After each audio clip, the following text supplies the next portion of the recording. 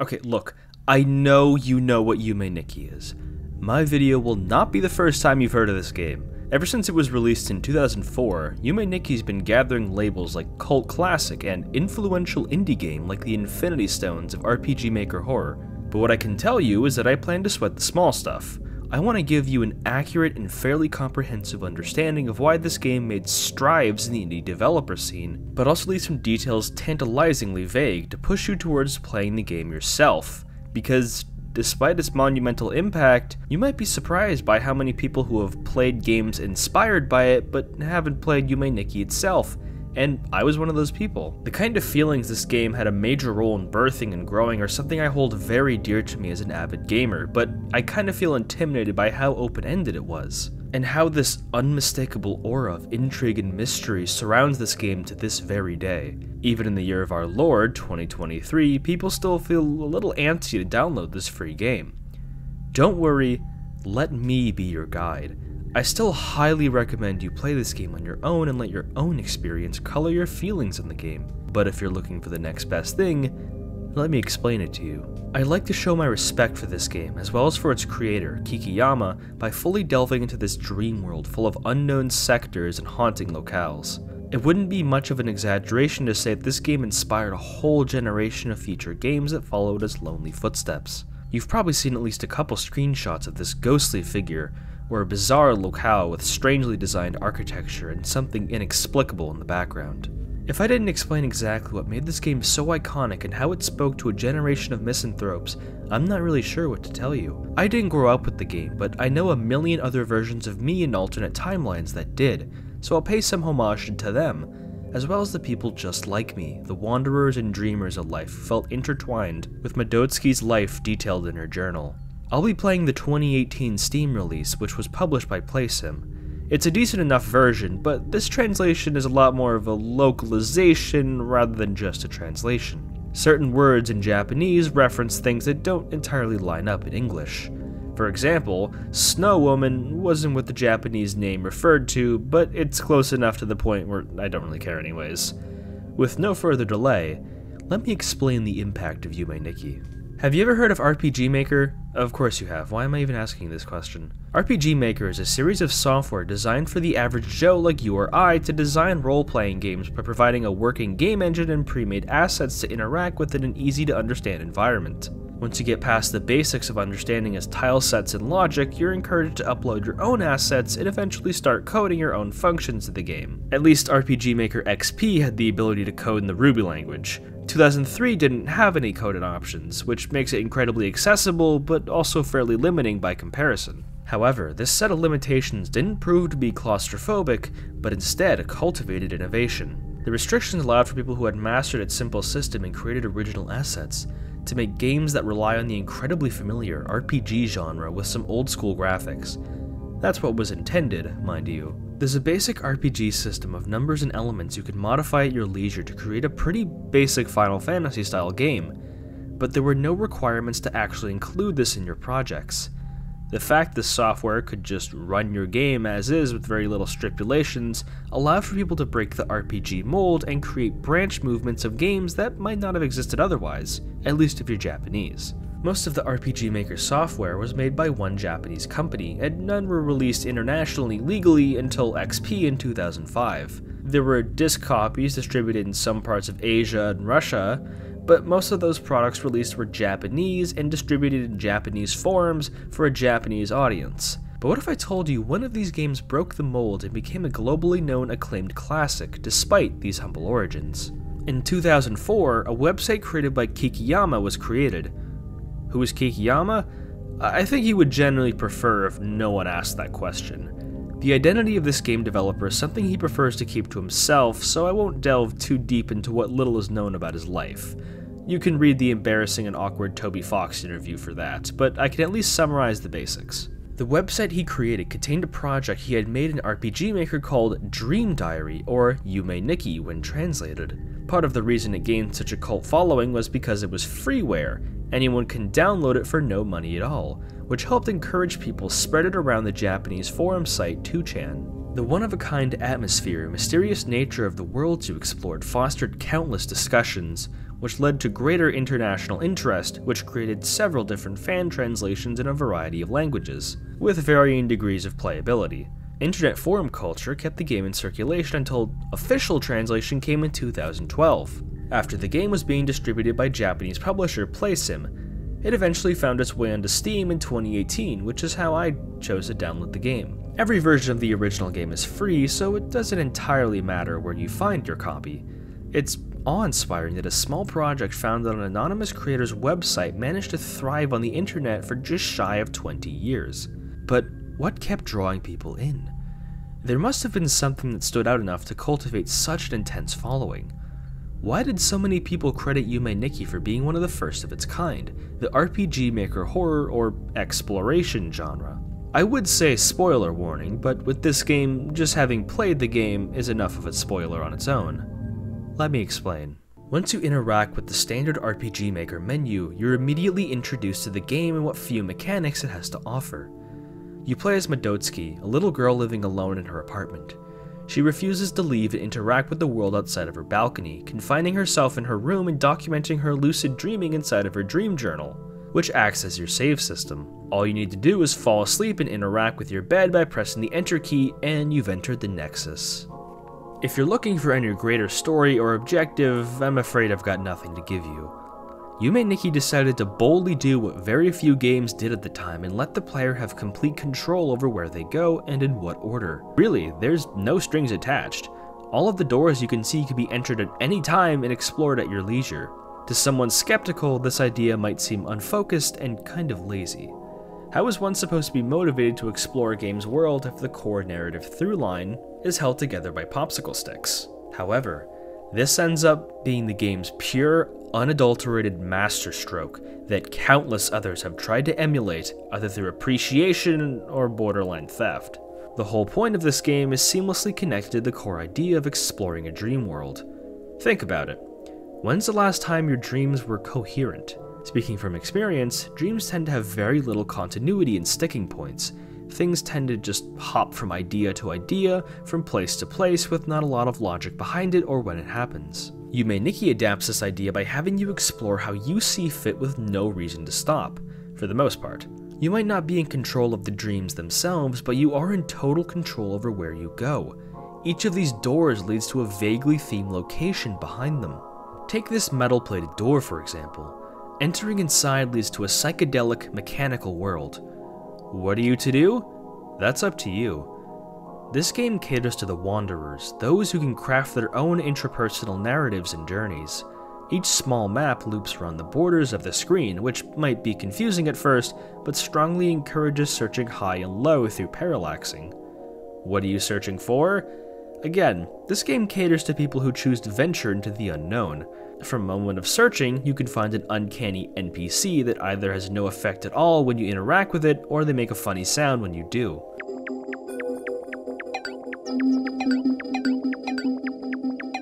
You can find different locations through each door, which sometimes leads to other door locations or sub-locations. Many of these are static and lead to predictable areas, but some are entirely randomized and can lead to different locations each time. Searching can also net you something called effects, which change how your player's sprite looks. These can either be cosmetic changes or can lead to solving puzzles and interactions you otherwise wouldn't be able to. Take this snow woman for example, who was able to put out this fire in the spaceship section I found. Or the bike found in the eyeball world, which allows you to travel slightly faster than your walking speed. Both elements contribute greatly to having each playthrough feel unique and special. No two playthroughs of Yume Nikki are ever the same. There are still things that were previously unknown being discovered today because of the lack of direction given anywhere in the game. There are no hints or no suggestions. You must find these with nigh-blind exploration and experimentation. If this all seems overwhelming, don't fret. By pressing 9 on your keyboard, you can wake up and re-enter the real world and record your progress whenever you'd like. The core gameplay loop of dreaming, exploring the dream worlds, leaving and recording progress is the beating heart of Yume Nikki, made so much stronger if you go completely blind. Which effects you pick up and which worlds you explore and how you find they're all connected is a tremendous effort in the realm of personalization, which this game thrives in.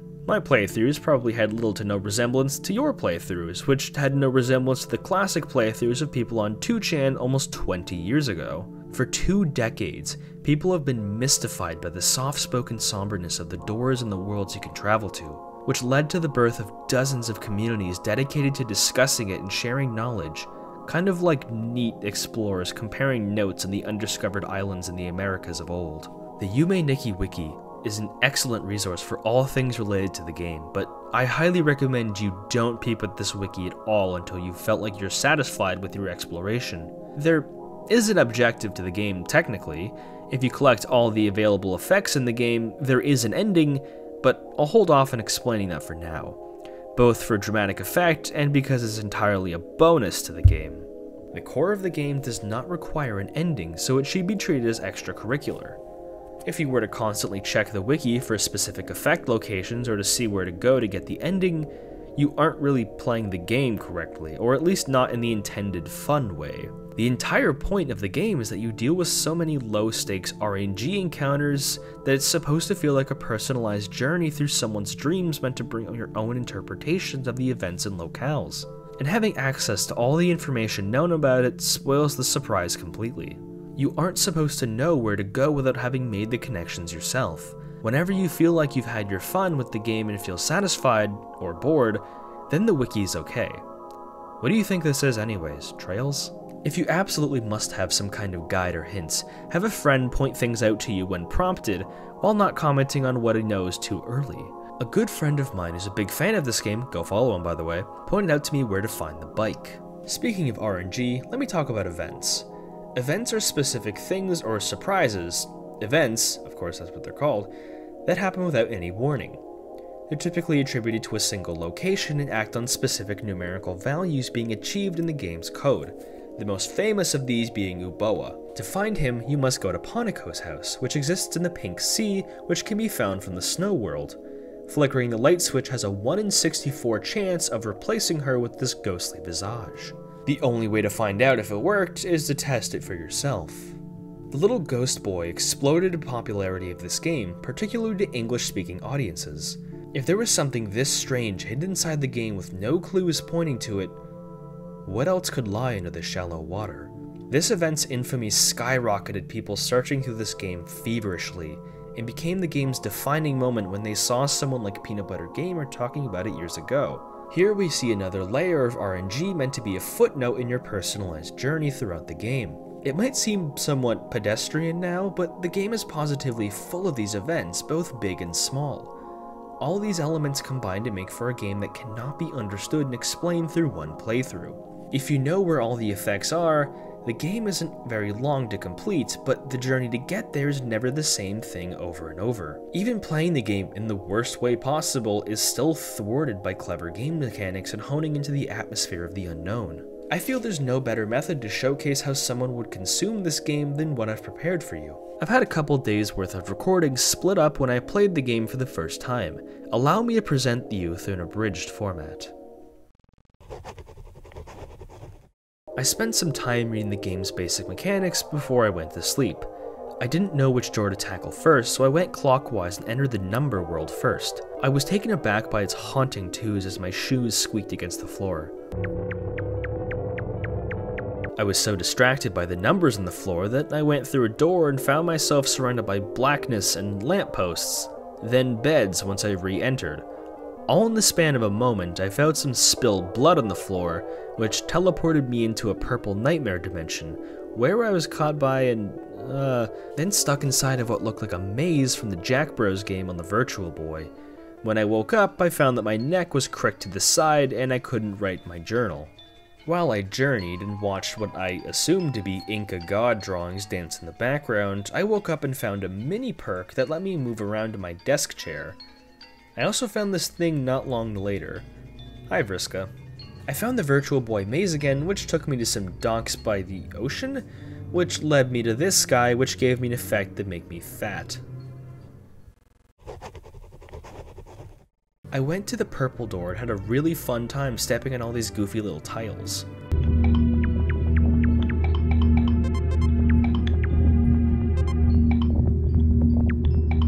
I explored a mostly abandoned mall and found a little room that let me change the color of the menu and gave me the completely useless flute effect. I was really unnerved by exploring this forest area.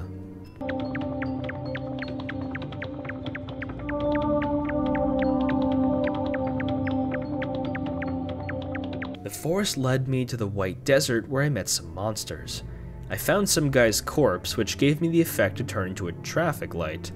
I went to a retro video game area and kept stabbing a bunch of mushrooms with the knife effect, which lets you kill most NPCs. By this point, I had entered all the doors and began to re-explore them with the new bike effect. A friend led me to a specific area where I found... Yes, yes, yes, yes, yes, yes, yes!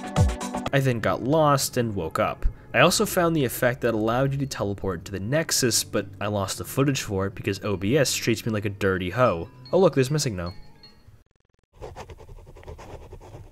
This day got weird. It's here when I was told which world to go through to find good old Oboa. I found the path quickly and spent over 30 minutes straight flickering this light switch to get him up here. I was usually pretty lucky with the RNG in this game, and most games in general, but for some reason this picky prick wouldn't appear until I switched on my Third Strike remixes to pass the time.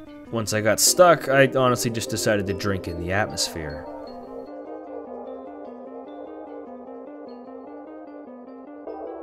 I'm apprehensive to look things up, but I found a lot of the things I knew about already, so I spent some time on my bike and just let my thoughts carry me. I also found a porta potty.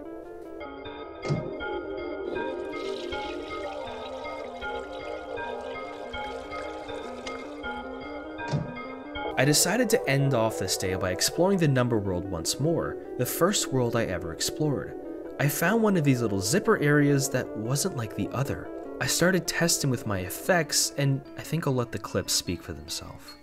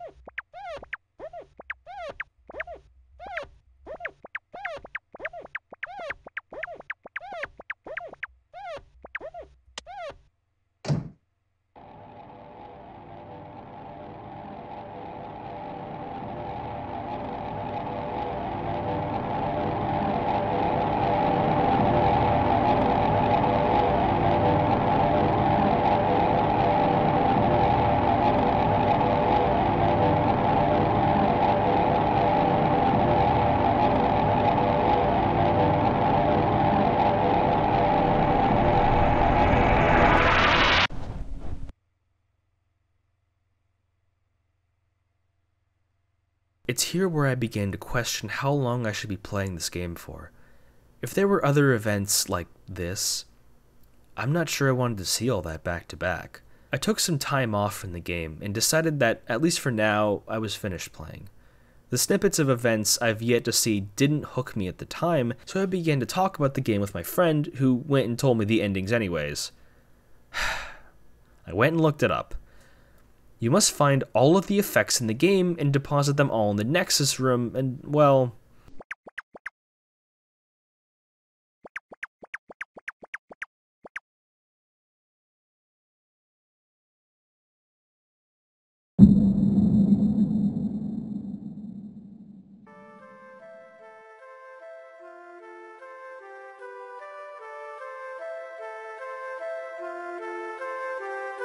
I had to put the game down for a bit here.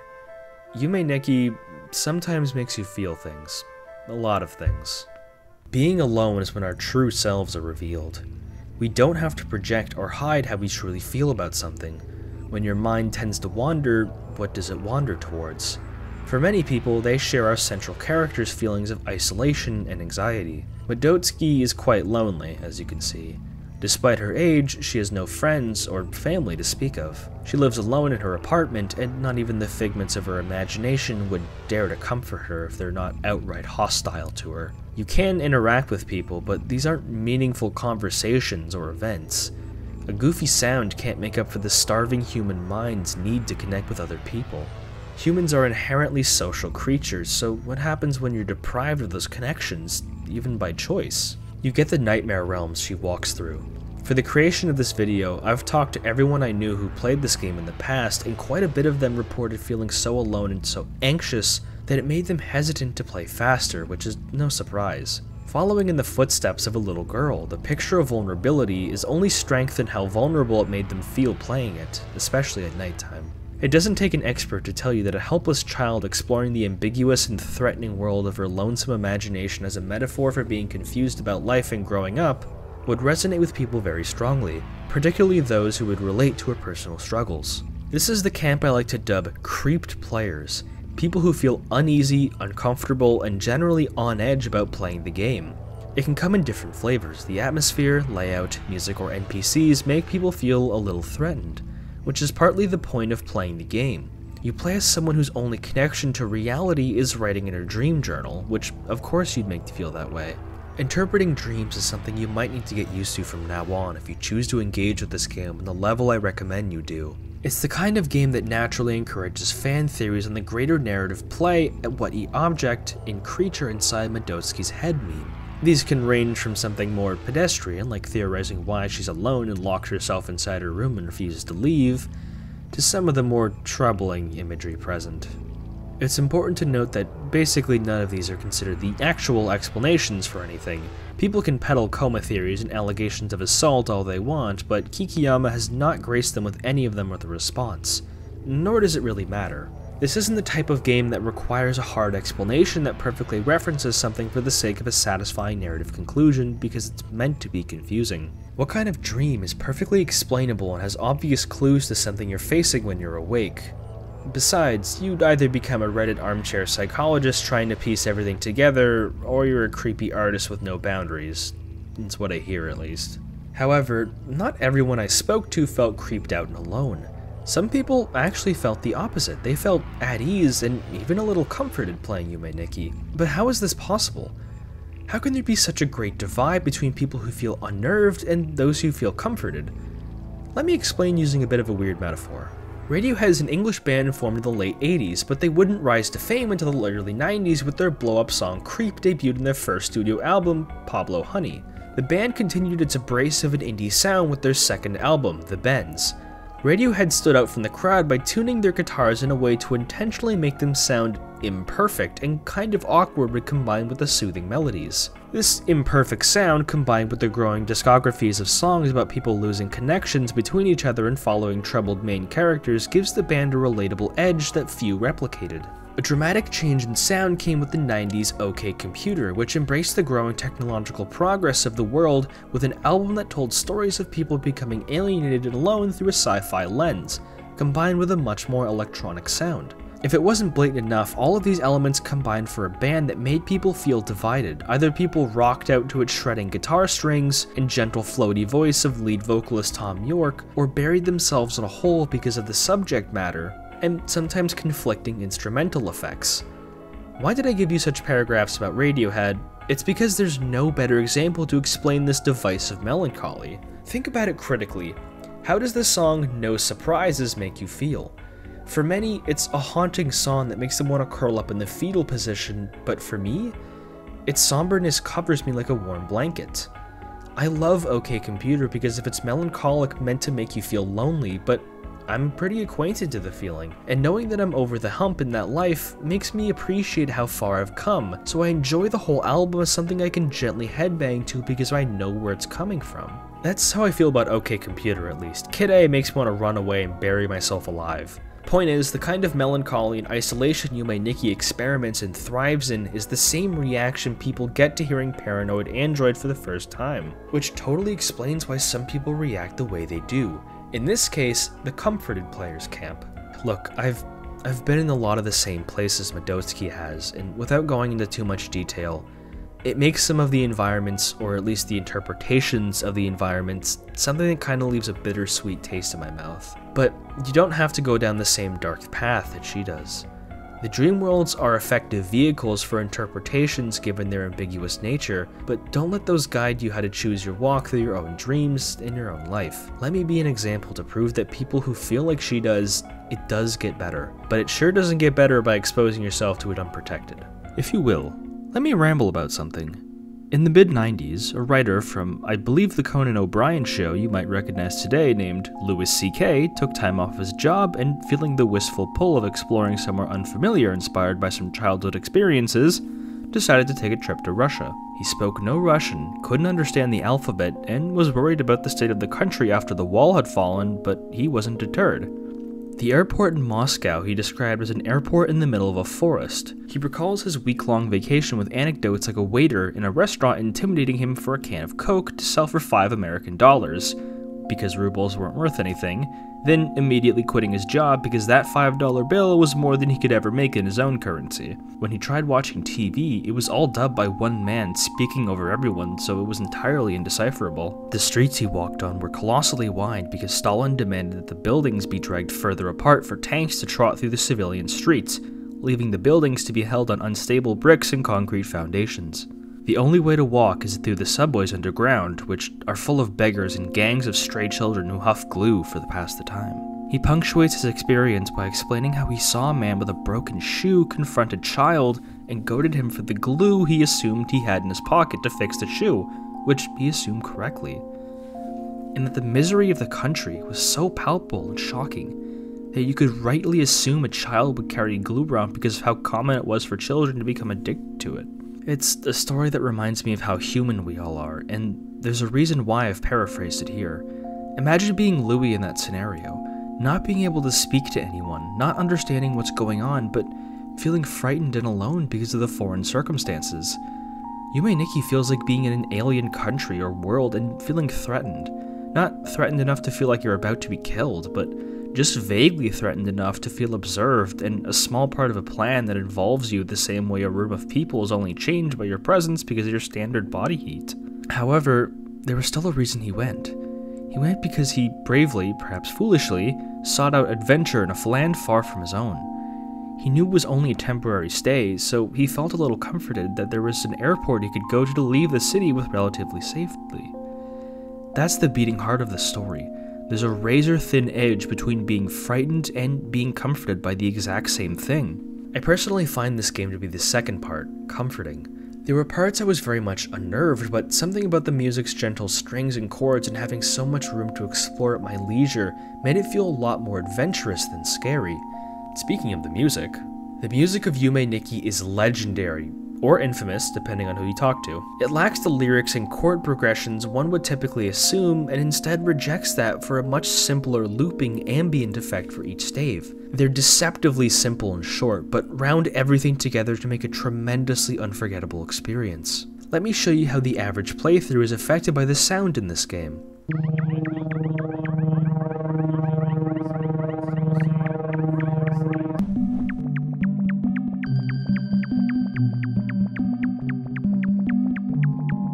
It isn't just the music that ties everything together into a melancholic bow.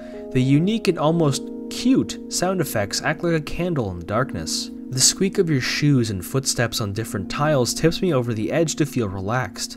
Like the worlds I'm exploring have a friendly side only explores in the auditory realm. Plus, I've kind of had to talk about this game because of how frequently I use the music in my videos. If you check my channel, just about all of my uploads have at least one Yume Nikki track, or a track from a heavily inspired fan game. Now let's actually talk about those fan games. I've already explained how people really liked playing the game ever since it dropped in 2004, but how did that love translate into the infinite void of expression that is the internet? At least past forum discussions, that is. Besides the boatload of art based off of iconic scenes and locales, people became quite enamored with Kikiyama's ability to craft a game by himself with RPG Maker, so people followed suit. Since the game first blew up on 2chan, the inspiration for 4chan, it only makes sense people would go there to show their appreciation by crafting similar games in the different forks of RPG Maker. One of the earliest and perhaps most iconic fan games is Yume Nikki.